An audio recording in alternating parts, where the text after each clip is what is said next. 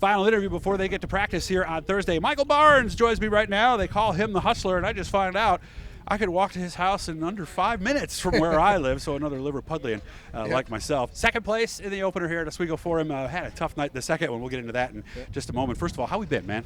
Good. It's good to be back, after a year of nothing, and hopefully we can have a good weekend, and hopefully weather will hold off so we can get everything in. I know some people did some traveling and did race other places last year. Did you? No, the only thing I got a couple TQ midget races indoors in Allentown, PA, and Atlantic City, and then after that there was nothing for me. That was right before it all hit, right? Yeah, right before all COVID hit. So as far as outdoors, super racing, I did nothing last year. So you were probably going to race that indoor race at Syracuse then, weren't you? Yeah, that was a plan, and unfortunately, the world happened, and it got canceled. Yeah, and I don't know if we're ever going to use that building for anything else except for what it's being used for now.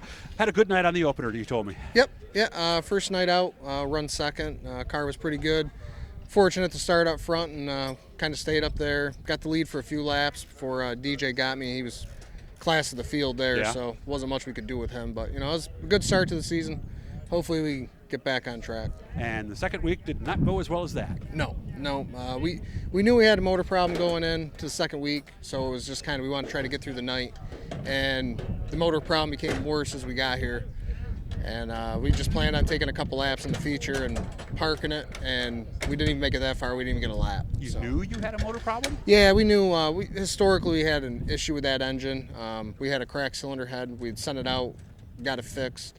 And after the first week, it cracked again. The motor got hot. It was pushing water at the end of the race. So we came to the track, put some stop leak in it, thought we'd get through the night, because we'd actually done that in the past with the same motor. You got through the heat then? And no, we didn't make it to the heat. You didn't make it through there? Okay. 3 laps in practice, we broke a mag, and that caused some other issues we had, and we ended up finding we had some cracked pistons and whole 9 yards. So that motor's retired now. So obviously we come into today with the number one goal, making sure that power plant's okay. Yep, we got a new motor in it for the other car Which we have. has its own things, right? So, right? Yep, so that motor's brand new, so it's making its maiden voyage this weekend. Hopefully we can have a good run with it. Strong piece? Should be. Our other motor's always been pretty good, and I think this one should be as good or better. Okay. So. And I know sometimes with a new motor, you might have to adjust your gearing a little bit. It might have a little more power in different ranges. So this practice session today really is important for you, isn't it? Yeah, biggest thing is, we run standard 411 gear. That's the max you can run here, so that's what we got in it. Okay. And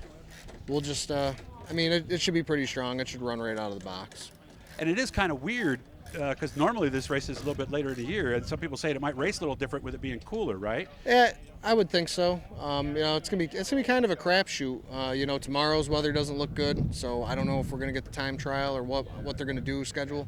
Yeah. The track's gonna probably be green, wet, but there'll be a lot of cars on the track Saturday. Between 350s, small blocks. So by the time we get 200 laps on it,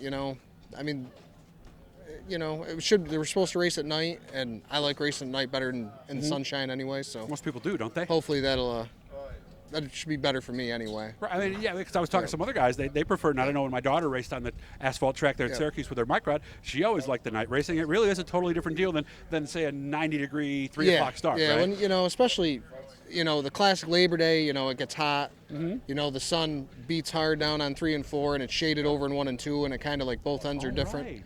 And so that's There's always shade now. Yeah, so, that's always a challenge in that race. So being at nighttime, I personally like it a lot better. Yeah, and of course you're driving into the sun here in the practice. At what point does it really start to be an issue? About 6:30, 7 o'clock? Yeah, that's about that's about the worst time.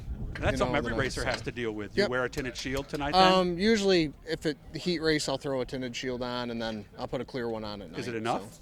Yeah. Oh yeah. Okay, because it's only for a second or two that it really hits you hard. But unless you build the racetrack the other way, it's going to be a factor. Yeah, so not what you can do about nature. All right. So here's the question. This is from Schulich. Okay.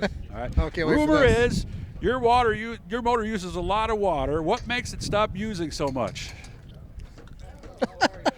Okay, so he got you then. Okay, that was his goal. Okay. Yeah.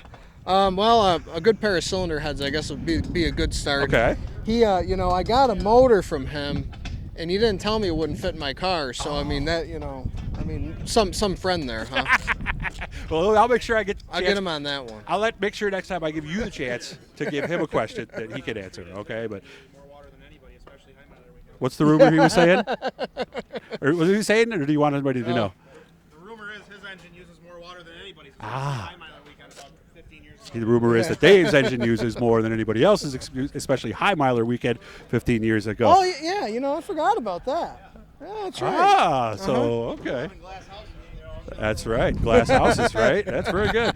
I hope you have a good weekend, man. Seriously. Thank Michael you, Barnes guys. ready to go. And you guys, I'm making sure you guys are getting this on Friday. So, again, it's happening this weekend. A lot of you, maybe you didn't know. Maybe it snuck up on you or didn't check the schedule. So hit the blue E down in the corner. Let us subscribe. We let you know every time we're putting up a new video. It doesn't cost any money. It just lets you know who we're talking to and when. Good to see you, man. Thanks, Doug.